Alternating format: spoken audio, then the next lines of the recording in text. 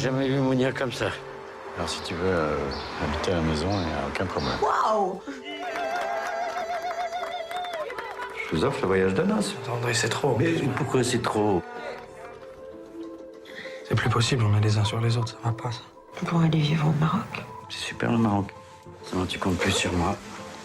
C'est toi le père de mes enfants, c'est avec toi que je veux vivre. Voilà, maman. T'es pas si mal ici, non? On manque de rien. J'ai envie d'être chez moi, j'ai envie de pouvoir dire ce que je veux, quand je veux, où je veux. Les filles, elles sont nées ici, elles ont grandi ici, elles manquent de rien. Joachim Lafosse, vous êtes ici à Cannes avec votre film À perdre la raison et les réactions étaient en majorité très positives et je suppose que vous êtes aussi très content? Oui, oui, très. Je suis surtout très content parce qu'on parle de cinéma et plus du fait divers. Et aussi par rapport à la presse internationale. Le film, il focalise sur un thème actuel. Il s'agit du meurtre des enfants par les parents. Pourquoi vous avez choisi ce thème? Et en fait, en travaillant, je me suis rendu compte que cette histoire était hors norme, exceptionnelle en fait. Presque légendaire, mythique. Et que, comme dans tous les mythes, comme dans toutes les légendes, ça parle de plein de choses en fait. Ça va bien au-delà du meurtre d'enfants. Ça parle de l'argent, du pouvoir. Et comme dans toutes les grandes tragédies, ça commence par une histoire d'amour. Et cette histoire d'amour, cette tragédie, elle est créée, elle est malheureusement construite par des gens qui n'ont que des bonnes intentions. Comme on dit en français, l'enfer est pavé de bonnes intentions. Et moi, ce que j'aime filmer, c'est... Vous savez, quand dans la vie, parfois on reçoit des cadeaux, on ne sait pas quoi en faire, on a peur d'accepter, ça nous met mal à l'aise. En fait, il y a dans cette histoire quelque chose comme ça. Il y a trop de générosité ce qui devient dangereux. C'est de l'amour sans limite qui finit par amener vers la tragédie. Maintenant, le film est basé sur des faits réels et vous n'avez pas eu de gêne par rapport aux gens concernés? Non, parce que je sais que ce n'est pas eux. En fait, je n'ai jamais souhaité rencontrer les protagonistes de ce qu'on appelle l'affaire Lhermitte, parce que je ne voulais pas être influencé. Je ne suis pas policier, moi je n'ai pas à reconstituer. Je pense que la fiction, le cinéma, peut permettre éventuellement de sortir du traumatisme, de comprendre. Moi j'étais dans ma voiture, j'ai entendu parler de ce fait divers et j'étais bouleversé. Je ne comprenais pas. Et j'en ai parlé à ma femme, mes amis, et ils m'ont dit « mais on ne comprend pas, c'est impensable ». Et là, je me suis dit que j'avais envie de faire un film bouleversant, comme ça m'a bouleversé, mais qui permettrait de comprendre, de rendre ça pensable, imaginable. Parce que je pense qu'une société qui n'est pas prête à regarder les actes monstrueux qu'elle a engendrés, c'est une société qui est sans doute en danger. En Norvège, on accepte de regarder Breivik, parce qu'on essaie de comprendre. Et bien mon film, j'ai voulu faire la même chose, mais je ne suis pas avocat général ni procureur. Je n'ai pas voulu excuser ou je ne veux pas juger. J'ai voulu faire un film captivant, accessible, que même des gens qui ne sont pas cinéphiles peuvent comprendre, avec du vrai cinéma, avec des grands acteurs, parce qu'il y a 3 grands acteurs. Et voilà, et un film qui à la fois émeut et fait réfléchir. Il y a 3 protagonistes dans ce film. Il y a le docteur, il y a Mounir, il y a Muriel. Et pour vous, qui est le vrai coupable?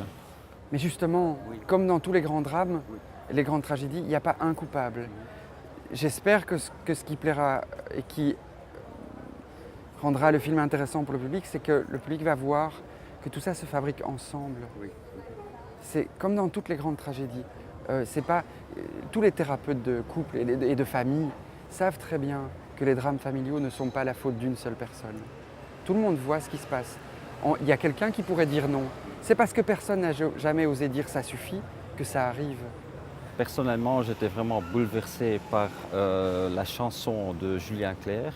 Et comment vous êtes tombé sur cette chanson? Je pense que le public a aussi envie d'aller au cinéma pour pleurer. Je crois que moi j'ai aimé Kramer contre Kramer, j'ai aimé Titanic. Et je pense que comme Titanic est le naufrage d'un bateau, À perdre la raison, c'est le naufrage d'une famille.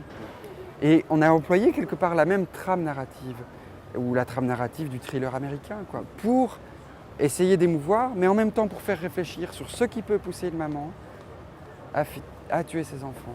Et c'est très important de réfléchir à ça. Ça va.